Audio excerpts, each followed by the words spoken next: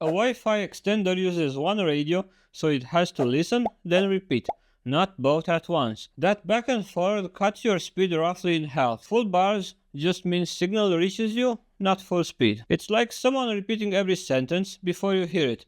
Same info, just slower. The fix? Use a mesh system or run Ethernet to a proper access point. That's the shortest explanation. Technically speaking, there is nothing more to it. If you need usable Wi-Fi, don't buy a Wi-Fi extender. But wait, I'll make a deal with you. Don't close the video yet and you'll find out why a Wi-Fi extender sucks. The more technical explanation. All this while boosting my average view duration, so everybody wins. Okay, so let's open this up. Not physically, I'm not doing a teardown. But let's talk about what you're actually buying when you grab one of these off the shelf. Most people imagine a Wi-Fi extender works like a speaker at the back of a concert venue. The main stage is too far away, so they put a speaker closer to you and pump the same music through it, louder, clearer. That's not it. A Wi-Fi extender is a repeater. It catches the signal your router is broadcasting and then it rebroadcasts that same signal from its own position. No amplification, no processing. It just hears the packet and says it again from a different spot. And okay, fine, it could do both of those things at the same time. That would be acceptable. Not amazing, but acceptable. It can't, and that's the whole problem. I mentioned one radio in the intro. Let's actually get into what that means. The technical term is half-duplex. Full duplex means two devices can send and receive data at the same time. Your wired Ethernet connection works this way. Data flows in both directions simultaneously. No waiting. Half-duplex means the device can only send or receive at any given moment, not both. A walkie-talkie is half-duplex. You push the button, you talk, you release, you wait. If you both press the button at the same time, nobody hears anything. That's collision. One direction at a time or everything breaks. Your $30 Wi-Fi extender has one radio doing two jobs. Job 1, receive data from the router. Job 2, send that data to your phone. Since it's one radio, it handles them in sequence. Step 1, the extender listens to the router and grabs a packet. Step 2, it stops listening to the router. Step 3, it transmits the packet to your device. Step 4, it stops transmitting to your device. Step 5, it goes back to listening to the router. Every single piece of data you receive passes through that cycle. And that cycle means the radio spends roughly half its time talking to the router and half its time talking to you. Which means, mathematically, you're getting about 50% of the bandwidth your router could give you if you were connected directly. That 50% is the ceiling, is the best case. In practice, protocol overhead, interference from neighboring networks, and signal degradation make it worse. And speed is only part of the story. The other part is latency, and extenders mess that up too. Latency is the time it takes for a packet to get from point A to point B. When you click a link, latency determines how long it takes before the page starts responding. When you're a video call, latency determines whether the conversation feels natural or whether you and the other person keep accidentally talking over each other. With a direct router connection, a packet goes from the router to your device, one hop. With an extender, every packet takes two hops. Router to extender, pause, extender to your device. And the same thing happens in reverse when you send data back. Your device to extender, pause, extender to router. That pause exists because the radio has to switch modes each time. Receiver mode to transmit mode back to receiver mode. Each switch isn't huge on its own, maybe a few milliseconds, but it adds up fast when you have hundreds of packets per second. For loading a web page, you probably won't feel it. For a Zoom call for work, you might just get the job done. But for online gaming, you will absolutely feel it and your teammates will let you know. Here's the part that really sucks about the whole thing. The extender doesn't just slow down the devices connected to it. It creates congestion for your entire network. Because the extender is using the same radio frequency and channel as your router, it's competing for airtime with other devices on your network. Your router has to share its channel with the extender's traffic on top of the traffic from the devices connected directly to the router. Think of Wi-Fi as a room where everyone has to take turns speaking. One person talks, everyone else listens. Then the next person gets a turn. Adding an extender is like adding someone to that room who has to repeat everything twice. Once to hear it from the router, once to say it to the client device. They're taking two turns for every one piece of information. So your phone in the kitchen, connected directly to the router, is now waiting longer for its turn because the extender in the back bedroom is hogging airtime relaying Netflix to your laptop. You brought the extender to fix one room, it's slowing down every room.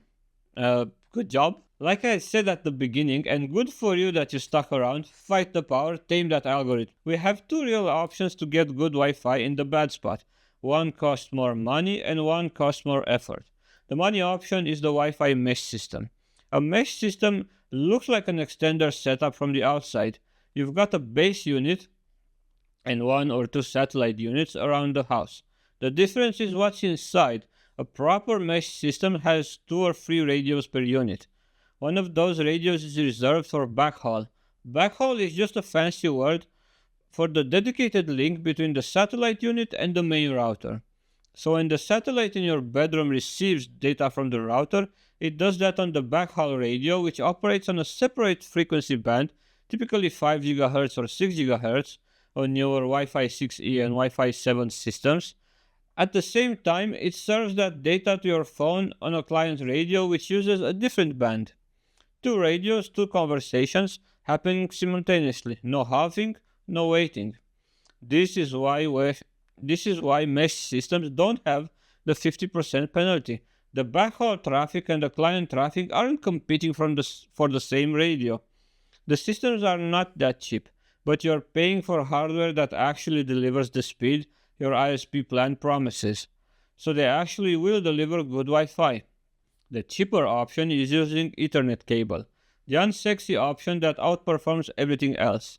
You take an Ethernet cable, you run it from your router to the room with the dead zone, through the wall, along the baseboard, up the attic, under a rug. I've seen setups held together with painter's tape and optimism, whatever works. Then you plug in a wireless access point at the other end.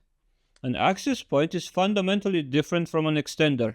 It doesn't repeat your router's Wi-Fi signal over the air. It creates its own wireless network fed by that Ethernet cable. The data comes in over wire at full speed and goes out over Wi-Fi at full speed. No relay, no half-duplex penalty, no shared airtime with the router's Wi-Fi. You can configure it to use the same network name and password as your main router, so your devices roam between them without you having to switch manually. A basic access point is not that expensive. Neither is Ethernet cable. The only catch, you have to run the cable. I know that's not always easy, especially in apartments or older houses. But if you can find a path, this is the best option by a wide margin. Quick note for people who can't run Ethernet at all. Look into MOCA adapters. They use coaxial cable that's probably already in your walls from a previous cable TV setups to carry Ethernet signals. Not as fast as a direct cable run, but drastically better than a repeater.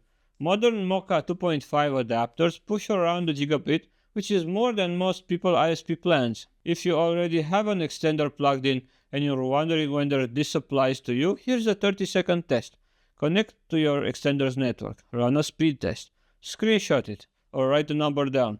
Walk to your router, connect directly to your router's network, say speed test. If the router gives you, say, 200 megabits and the extender gives you 80 or 90, you've just measured the half-duplex tax. That's not a broken extender, that's the extender working exactly as intended. And if those numbers bother you, now you know why and what to replace it with. And look, Wi-Fi extender exists because they solve a real problem at a low price. The signal doesn't reach the back of your house, here's a plastic box that makes it reach. That's a real pitch and I get why people buy it. But the trade-off is that you're getting signal without getting speed. It's not that they are completely useless, but you need to know what you get yourself into just so you don't feel cheated. I run my old router in access point mode, connected via Ethernet cable to my main router.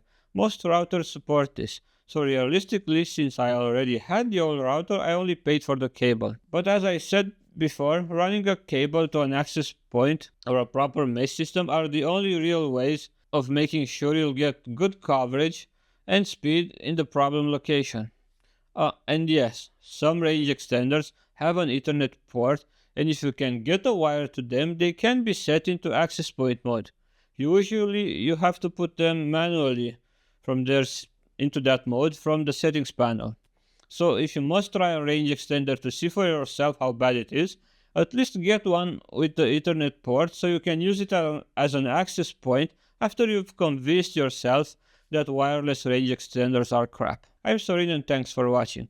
Consider subscribing if this kind of tech videos feel interesting. I'll see you in the next one.